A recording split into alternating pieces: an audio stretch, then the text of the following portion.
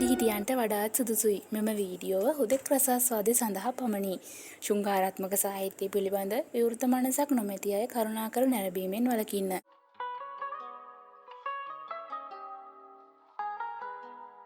මම සුමාලි. අද මම මගේ මව්බීමේ හුස්ම ගත්තත් මගේ හිත තාමත් තියෙන්නේ මැද පෙරදිගයේ මන්දිරේ AC කරපුවේ සුඛෝපභෝගී කාමරය ඇතුළේ හිර වෙලා.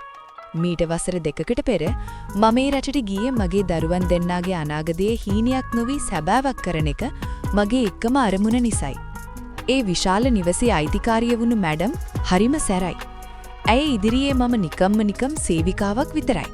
නමුත් ඇගේ සැමියා, ඒ කියන්නේ බාබා, නෝන නැති වෙලාවට මට සැලකුවේ වෙනස්ම විදිහකට. ද්‍රෝහිකම් විතරක් කරපු මැඩම්ගෙන් ලැබුණු ස්පීඩනය ටිකකට හරි නැති වෙලා ගියේ බාබාගෙන් මට ලැබුණ සැලකිලි නිසයි. දිනක් මැඩම් සාප්පු සවාරියක ගිය වෙලාවක බාබා සාලියේ වාඩි වී පුවත්පතක් බලමින් සිටියා. මම ඔහුට තේ කෝප්පයක් රැගෙන ගියා. "සුමාලි, මෙහෙට එන්න."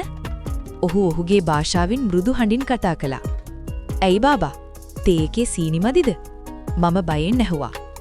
ඔහු පුවත්පත පසක තබා මා දෙස බැලුවේ මීට පෙර කවදාවත් නොබැලූ බැල්මකින්. "නෑ, සීනි නෙවෙයි. ඔයා මෙහි වැඩ කරනවට මම හරිම කැමතියි. ඒත් ඔයා මීට වඩා සතුටින් ඉන්න ඕනි කියලා මට හිතෙනවා." ඔහු එහෙම කියලා කාමරයට ගියා. මගේ හිතට සැකයක් මතුවනත් මං නිහඬව බලන් හිටියා ඔහු ඊළඟට මොකද කරන්න කියලා. බාබා කාමරයෙන් එළියට ආවේ ලොකු සල්ලි මිටියක් අරගෙන.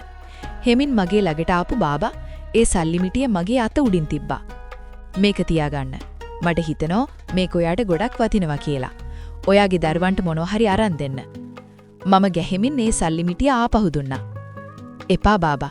මට බයයි. මැඩම් දැනගත්තොත් මාව මරාවි. අනික මම මේවට කැමති නෑ." ඔහු hina වුණා. "ඒ දන්නේ ඔයා කිසිම දෙයකට බය වෙන්න එපා. ඔයාට මම ඉන්නවා." එදා මම මගහැරියත් ලංකාවෙන් එන දුරකථන ඇමතුම් මාව තව අසරණ කළා.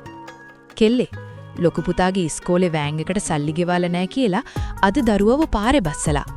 උඹේ එවන සල්ලි වලට තුෂාරයා මොකද කරන්නේ කියලා මම දන්නේ නැහැ." මගේ අම්මා අඬමින් කීවා.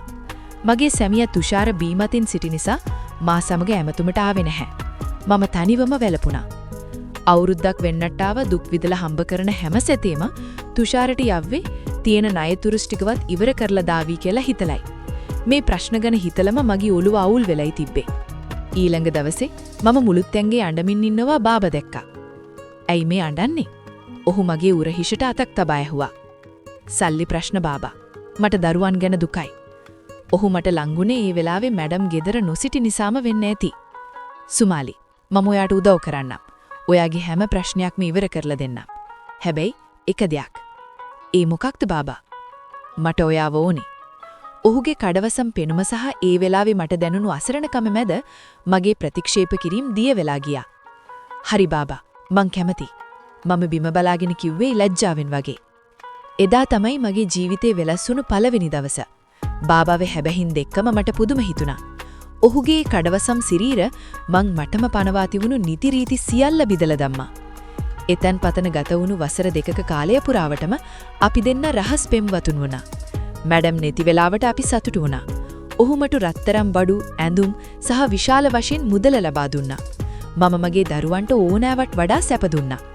සමහර වෙලාවට ඔහු මාත් එක්ක හරිම ආදරෙන් කතා කළා. "සුමාලි, ඔයා ලංකාවට ගියාම මාව අමතක කරයිද?" ඔහු දවසක් මගෙන් ඇහුවා. "මම කොහොමද බාබාව අමතක කරන්නේ? මගේ ජීවිතේට සතුටක් ගෙනාව ඔයාවට කවදාවත් අමතක වෙන්නේ නැහැ." මම එදා ඔහුගේ ළඟින්ම වාඩි වෙලා කිව්වේ හැප්තටම ඔහු ගැන සෙනෙහසක් හිතේ උපදවාගෙනයි. මොකද මගේ සැමියාගෙන්වත් ලැබුණ සතුටක් මට ඔහුගෙන් ලැබුණා. වසර 2 නිමවි අද මම ලංකාවේ මගේ නිවසේ සිටින විට ඒ හැම මතකයක්ම මට වද දෙනවා.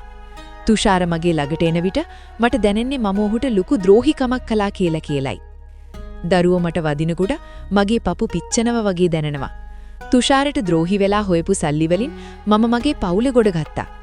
ඒත් ඒ සල්ලි පිටුපස්සේ තිබුණේ මගේ ආත්ම ගෞරවය පාවා දීමක් නේද කියලා මට හිතෙනවා.